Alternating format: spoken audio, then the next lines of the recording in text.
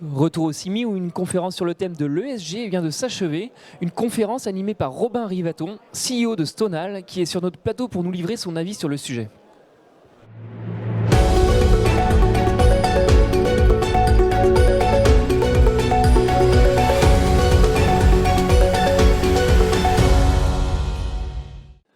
Robin, bonjour. Bonjour. Entrons directement dans le vif du sujet si vous le permettez. Comment passer du bricolage à l'industrialisation en termes d'ESG ? C'était le thème de notre conférence de ce matin. C'est vrai qu'on a une démarche ESG qui était dans un mode très déclaratif. Chacun a un peu énoncé des principes, pas forcément normalisés, pas forcément standardisés. Et on va de plus en plus aller vers une démarche qui va être une démarche de contrôle, que ce soit par les régulateurs, que ce soit par les commissaires aux comptes ou les auditeurs.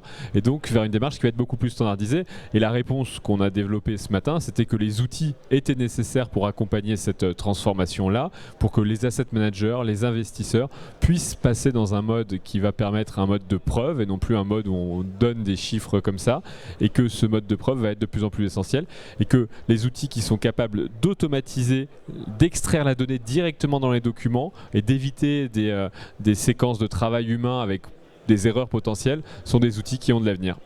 Pourquoi ce mode de preuve est la clé pour faire avancer les choses selon vous ? Parce que voilà, on va passer, comme ça a été le cas dans l'automobile, à un moment le régulateur, quand il met des normes, quand il a dit vous devez émettre tel volume de CO2 par kilomètre par voiture, il est venu mettre le nez dedans et il s'est rendu compte qu'il y avait quelques opérateurs qui ont mené à ce qu'on appelle le Dieselgate.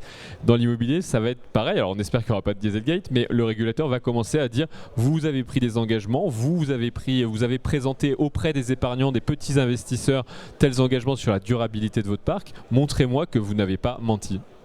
Et du coup, les acteurs donc ils vont passer dans cette démarche de preuve, ils vont devoir de plus en plus engager des tiers indépendants, des cabinets de conseil, des auditeurs, des commissaires aux comptes qui vont aller chercher la preuve, ou le régulateur lui-même qui va mener ses enquêtes. Et quand il va arriver, les régulateurs ou ces tiers indépendants, ils vont demander qu'on leur amène la preuve de ce qu'on a rempli dans cette grille de notation. Si on dit que mon actif a telle labellisation, il faut qu'on aille chercher le document. Si on dit que mon actif a pris en compte les dommages sur l'environnement ou sur la biodiversité lors de sa construction, il va falloir qu'on aille chercher le document qui, dans le cahier de technique de construction, prouve bien que l'on a fait ça. Et donc ça, ce lien entre la source de la donnée et la donnée qu'on remplit dans les grilles de notation, il peut être fait de manière humaine, il peut être fait de manière automatisée, et nous on pense qu'il aura beaucoup plus de valeur s'il est fait de manière automatisée. Justement, on y vient, on l'a dit, vous êtes le CEO de Stonal.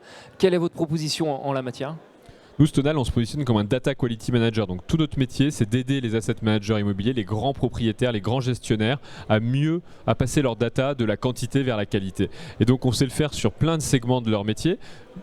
Mais un des cas d'usage, une fois qu'on a nettoyé, qu'on a purifié, que ce soit des documents, que ce soit des plans, c'est notamment de nourrir la stratégie ESG de chacun de ces acteurs et ensuite de nourrir les stratégies de décarbonation. Et donc on va utiliser les données qu'on a réussi à extraire automatiquement en lisant ces documents pour venir remplir les grilles ESG. On va utiliser les données qu'on a réussi à collecter sur les plans et sur les équipements de chacun des bâtiments pour nourrir les plans de décarbonation et le faire de manière automatisée et sortir d'une démarche très intensive en humain, très intensive en conseil pour aller vers une démarche qui va être plus régulière, automatique, permanente. Merci beaucoup pour cet éclairage, Robin Rivaton. Merci à vous, bonne journée. Et à très bientôt pour une nouvelle émission en direct du CIMI.